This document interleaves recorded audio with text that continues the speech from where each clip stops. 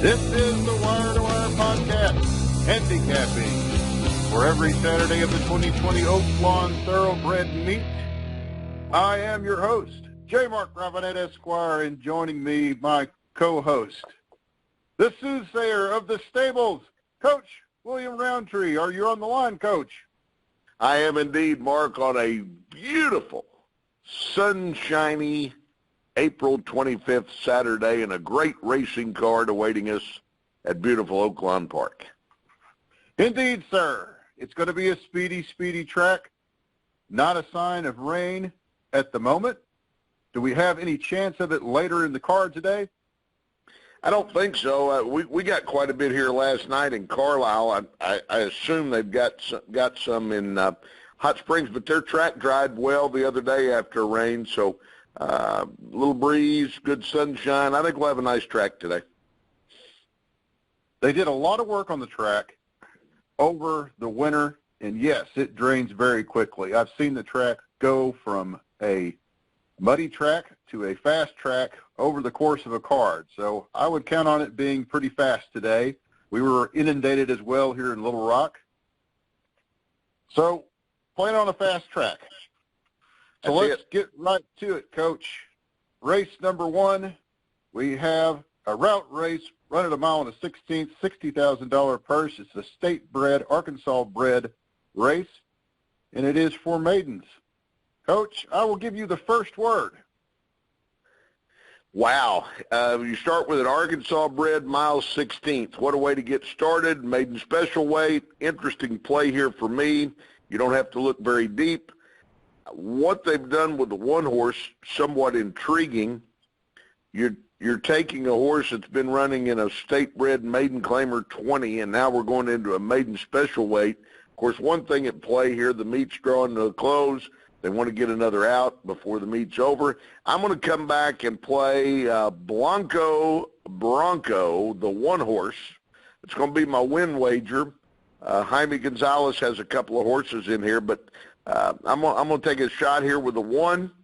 I think in your exotics you would definitely have to use the two, and he'll be the favorite. But we're going to try to beat him for a little bit of price. Speaking of price, put the one on the top, and then run the two, who'll be the favorite. Run the four, Chicken Hawk. Got a great name. Richard Jackson stretching this horse out. I think he might have a chance to get out on the front. And I'm also going to use the horse on the far outside, Jimmy T. So take the one over the 2-4-12, the 2-4-12 over the one. Sounds great. I, too, am enamored with number one, Blanco Bronco. You look at his running record, he's a very disciplined runner. He's figuring it out. So I think he's ready to move up in class. I think he's ready to win. Number two, Implicator, is a very well-deserved favorite. So in this instance, I plan on playing it as an exact apart wheel, 1-2 over 1-2, 4, 5, and 10. Let's go on now to race number two. I will take the first word in race number two. We have a 1 mile route, really an intermediary distance. We're not really at a super fast distance. I like the 1 mile and I like the 7 furlong. They're very good races. Of course, we're clearing out the barn early here. We're at the lowest level you can be at Oaklawn Park, a $6,250 claiming race with a $17,000 purse. I think our chalk horses in this phase are going to be number 6, Esposito, number 7, River Echo. Esposito is a very consistent money horse at this level. River Echo, while it has been in a very long layoff, is having a drop in class. So I think those will be your chalk horses. I'm going to utilize them with number 1, Cool Catamine. I like number 1, Cool Catamine. It could be even a value long shot play. If you look back in its 2019 campaign, showed some serious speed. Broke well, came out front in its June 2nd, 2019 race, won that race by 6.5 lengths. It's a 1 mile distance on a fast track as well. It's had a little bit of trouble since then. Took a break in August of 2019, has come back, and it shows a little bit of a return to form and perhaps even a little bit of discipline that I don't see in some of its past races. It's broke at 2, stayed with the pack in the 4 position, and then made a little bit of a run at the end.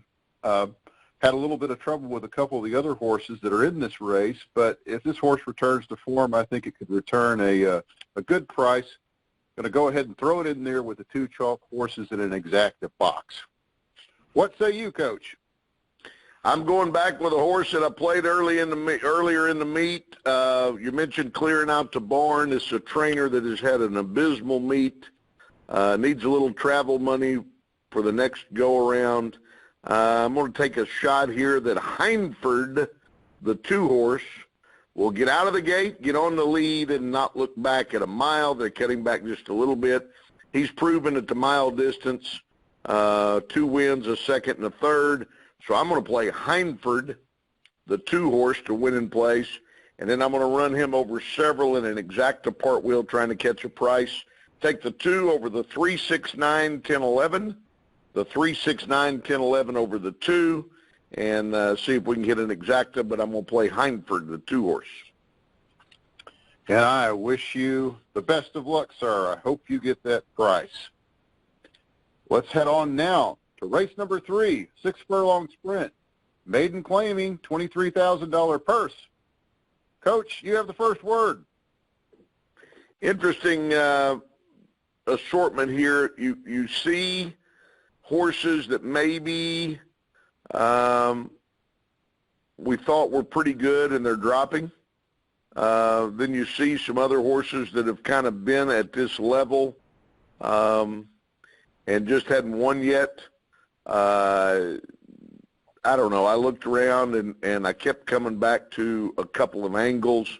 Number 1, I'm going to use the 7 north side for Asmussen and Santana. That seemed to be to me a legitimate, logical horse. And then I'm using the far outside horse on this angle. He's a first-time starter in a field that maybe is not that good. And then the long shot I'm going to put in is the 11. I'm going to get me a little exacta box here, 7, 11, 12, maybe a little $4 exacta box. Call it good, and those are the 3 I'm using. I think that we're living on different planets, Coach. All right. I'm looking at this race. I see number 5, Connection, and then number 7, North Side, as easily the chalk horses in this race and perhaps of greater ability than the rest of the field. So I am going to take those 2 horses, and I'm going to add in number 1, Flexati. Okay. Looking at the number one horse, Flexati, he's flashed some speed. He's shown some improvement on his pacing on his last out. I think we'll have a price on him. We will not have a price on the other 2 horses, but this should pay. It'll be a cheap bet. Take a note, Coach. You saw number 12, Uncle Tap. 3 years ago was worth $430,000, and now can be had for a mere $30,000. In fact, this horse has never raced. He was paid $430,000 for. This is his maiden race, and he's a 3-year-old horse. Pretty interesting. This is a tough business if you don't make a good investment. One reason I use something's happened to that horse, I think, Mark. One reason I put him in my exacta box, he's obviously not of the value of which they paid for him, but you're thinking if they gave $400,000 for him, he might be enough to beat this field on first asking. I don't know. You kind of wonder. Part of the draw here, I look at the dam who is named receivership. As you know, I'm a lawyer. You know what a receivership is, Coach? I know, but you're going to tell me. All right, a receivership. That happens when a business venture has gone totally all the way. It's a floater. It's not. It's drowned. It's no good anymore. The court appoints a receiver, a person to take over and clean up the mess. So it's a kind of an alternative to bankruptcy. So I thought it was a very aptly named dam for this cult. Receivership, a big business mess, and we'll see if perhaps the price paid will justify a maiden win at 3 years old. Wow.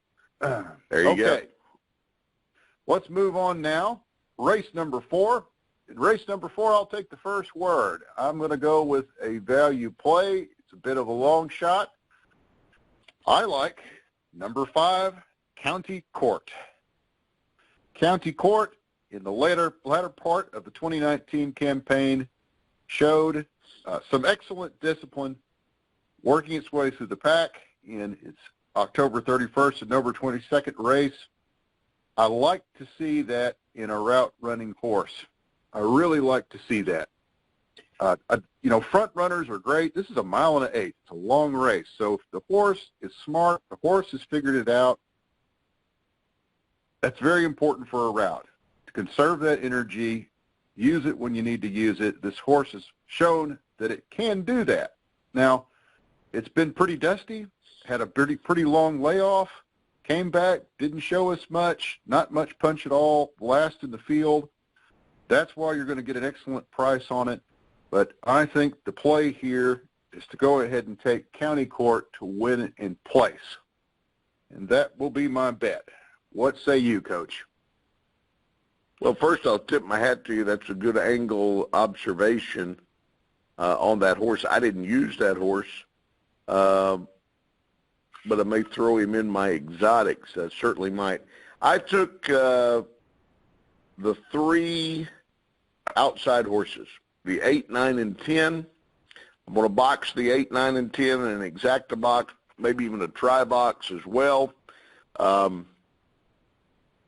The mile and the 8th distance is somewhat difficult to gauge because technically none of these horses have run on dirt 1 mile and an 8th. I came to the 9 as my win bet because he at least had done it on turf. I'm going to take a little flyer play, win place on the 9. I'm going to box the 8, 9, 10, and the exacta and the try. Well, excellent, excellent. Let's go on now to race number 5, 6 Furlong Sprit, $30,000 purse. Older horses here, 4-year-olds and upwards. And gosh, there is some upwards in here. We've got an 8-year-old horse, a couple 6-year-old horses. Last week I think we even had a 9-year-old horse in a race. At a sprint, you really have to be concerned about a horse's age. It does favor the younger horses. So what is your angle here, Coach? You've got the first word on this one. I'll be honest with you. This is a tough race. Kind of a combination of front runners and off-the-pace horses. As I was looking through here, I scratched my head wondering a little bit why they're dropping Town Champ into this race. That horse is in good form. He's been running well. I really don't know why they've got him in here in the $32,000 claimer, but I really can't get past Town Champ. That's a 6 horse. I think he's a must-use. Pat Daddy loves Oaklawn, the 10 horse. I think he's a must-use. This wasn't a race that I was really going to bet, to be honest with you, Mark, because I didn't see a lot of value there, but my 2 key horses would be Town Champ and Pat Daddy. And if I was going to add a 3rd horse for perhaps maybe a little price, it'd be the 3 Big Bella Brown. But as far as a betting opportunity, didn't really care for this one. I absolutely agree. My notes here at the very top of my form, sitting out. Yes, not much value. It's going to be chalky. I think 610 chalky, but I guess one way, if you just must place a bet, a cheap bet, I think I might do a superfecta part wheel and take the 610 in the first position, 610 in the second, and then adding in 137 and then 12357. So 137 in third position, 12357 in the fourth position. Most likely that's not going to be a large ticket if it is cashed, because the two chalk horses will be first and second, but the prices on the remainder, and it's going to be anybody's guess what the remainder of the positions will finish out. I took the angle there. I believe, looking at my form, horse Big Bellow Brown, not a bad horse.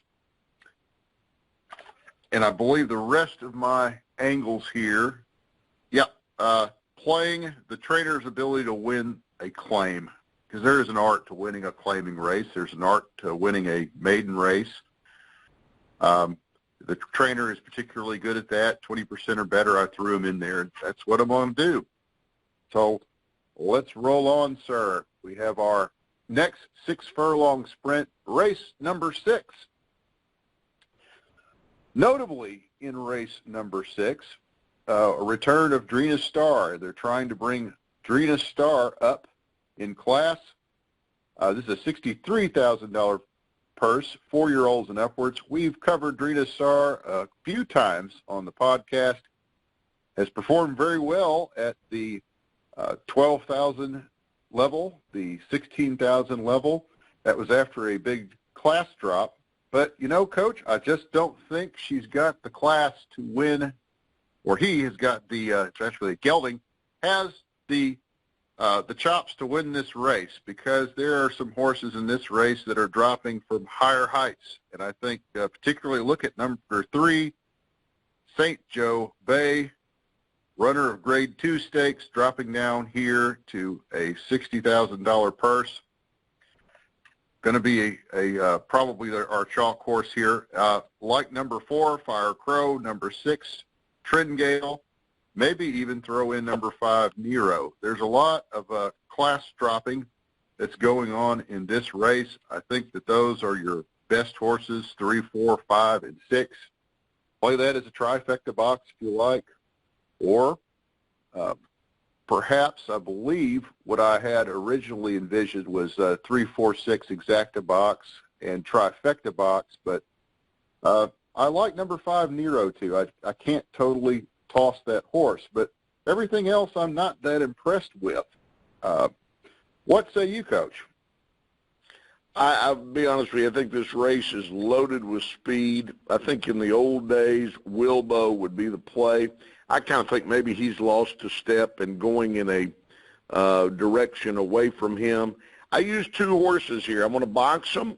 I'm going to play these 2 over these 2 overall in a try. And I'm going to play one of them to win in place. And I'll be honest with you, as we tape the program, I hadn't figured out which one, but I'm going to play something to come from off the pace.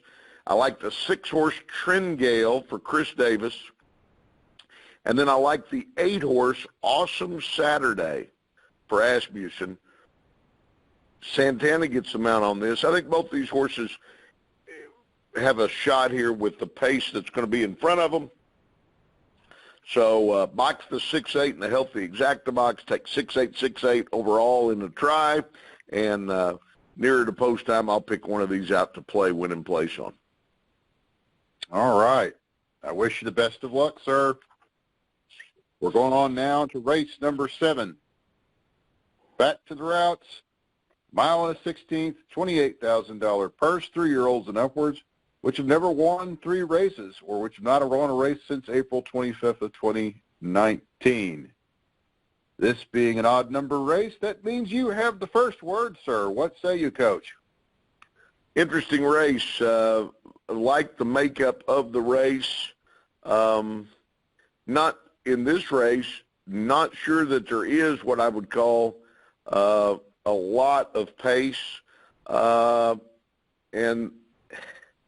so I'm going to take a look here at 3 horses that we're going to discuss. The first horse, who,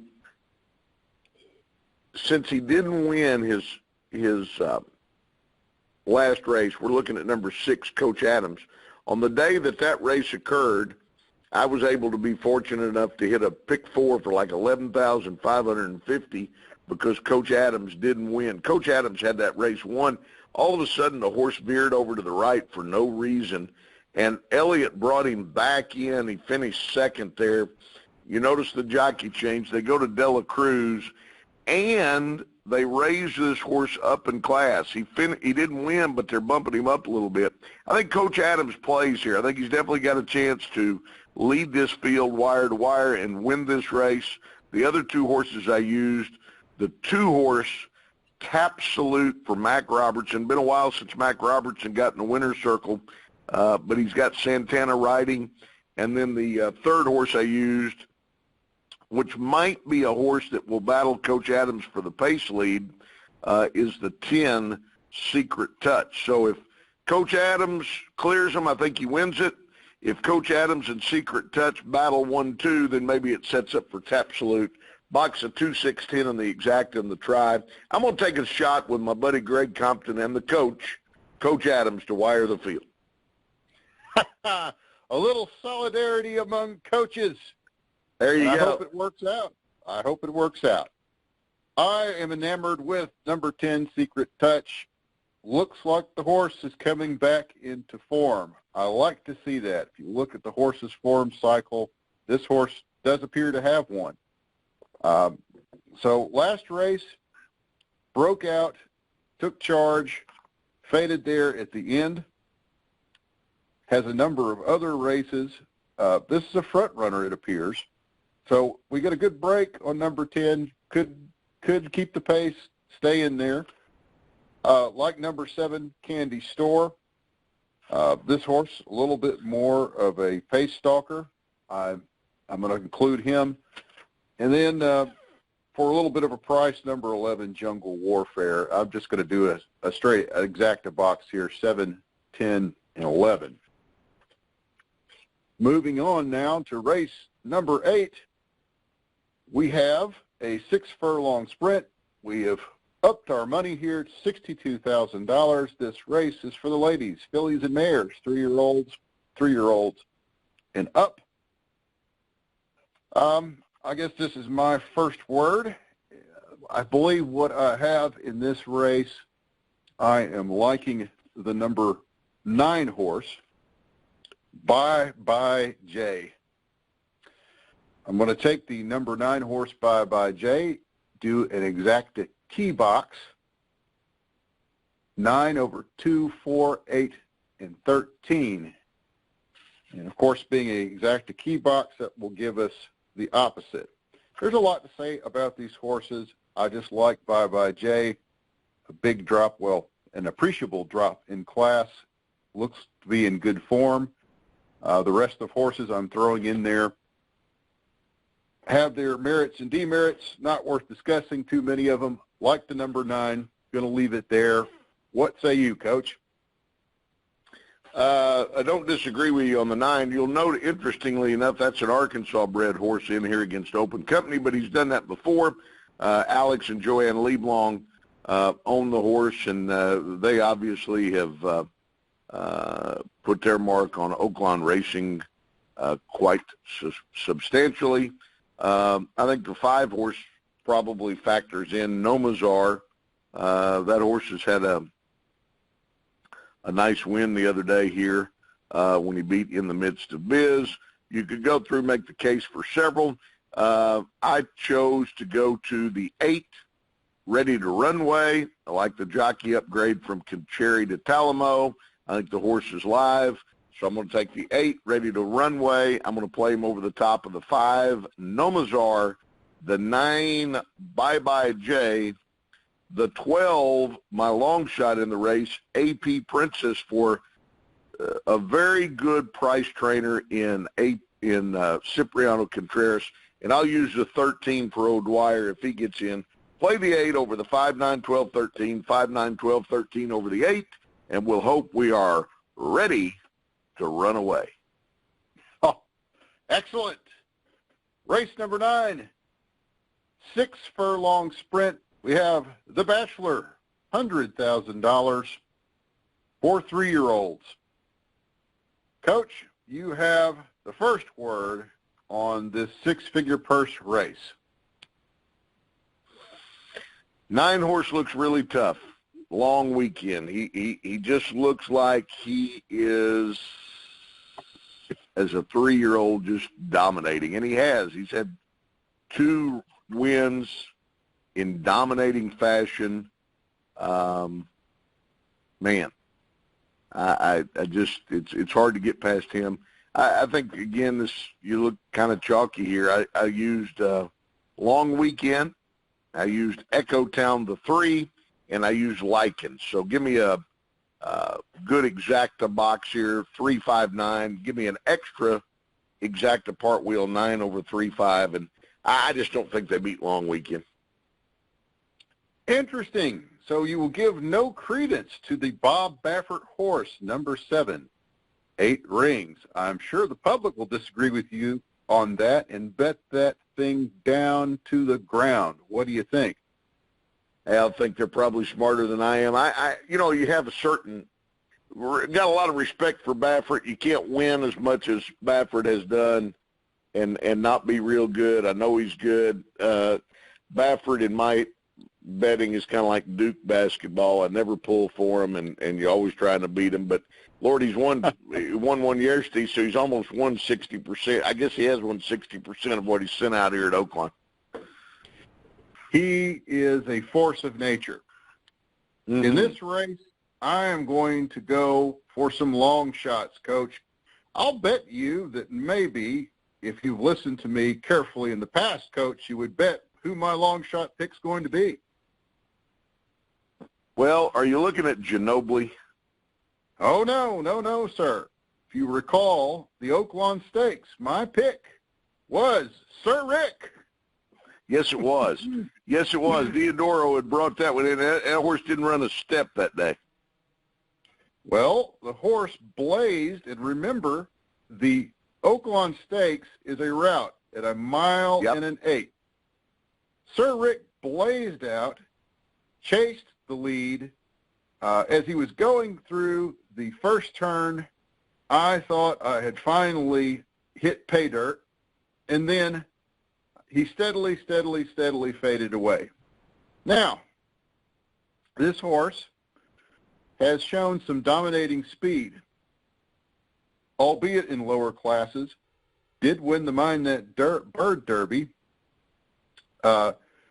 Won that one by 4 lengths, and that was at 1 mile and a 16th.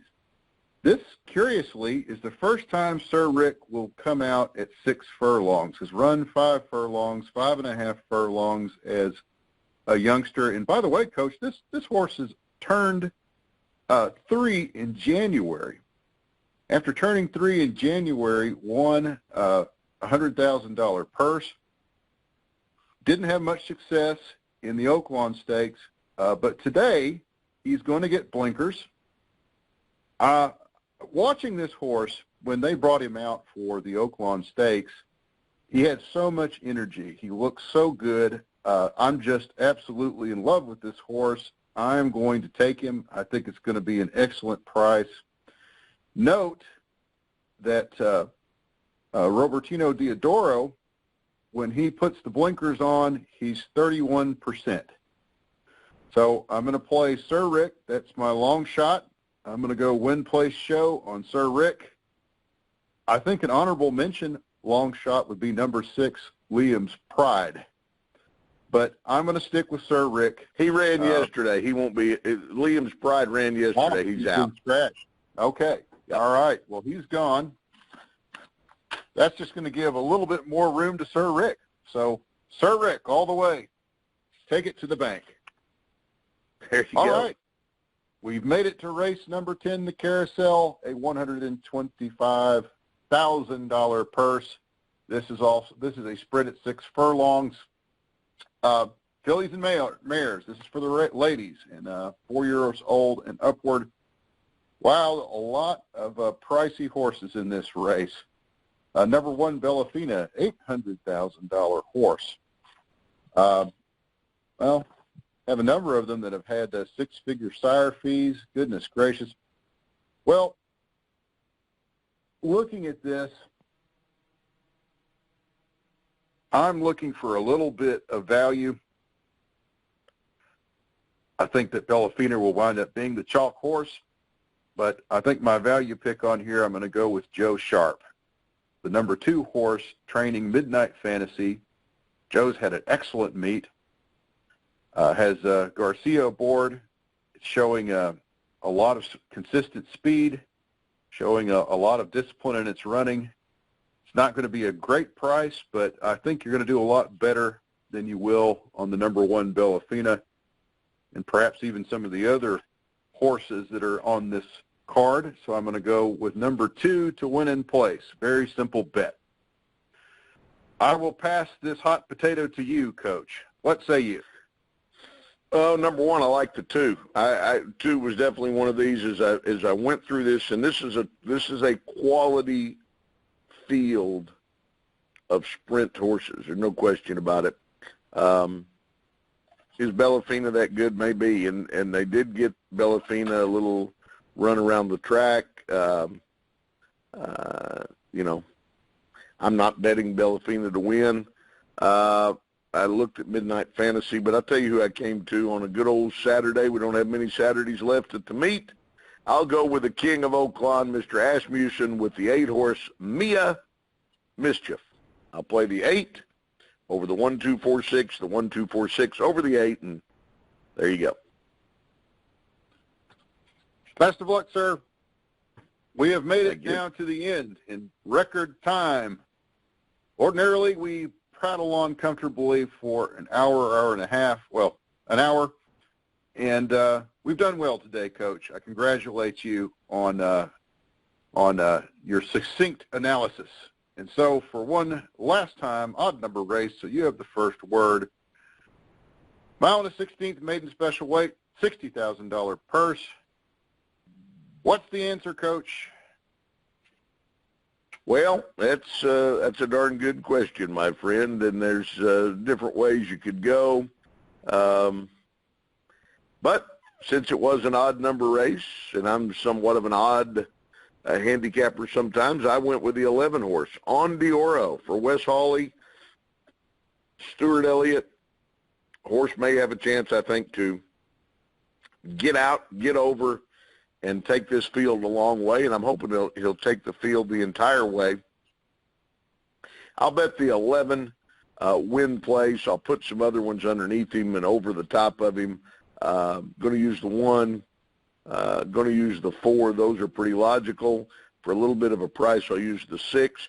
And then perhaps the long shot, the 9 for Wayne Catalano. But I'm going to play the 11 win in place. Well, in this instance, the 11 didn't ping on my radar. I don't know why. I liked the number 4 horse, Unrighteous, owned and bred by the legendary Calumet Farm. Todd Pletcher training, good success in maiden special weights. I'm going to play the 4 in an exacta key box, the 4 over 5, 6, and 10. Well, Coach, I believe we have made it to the end of another great card. I failed to mention earlier, Coach, in the first race, my friend Steve Brown is running his horse for the 3rd time, if you'll recall, Into Orbit.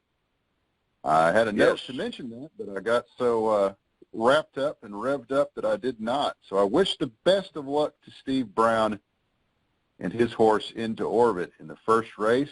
Unfortunately, I don't think I'm going to bet on him, Coach. He's not there yet. He's not ready.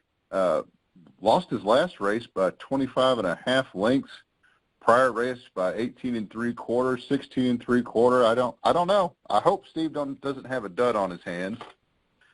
I know he loves that horse. Loves going down there to the stables and being an owner. Let's see. Anything else? Anything else on your mind, Coach?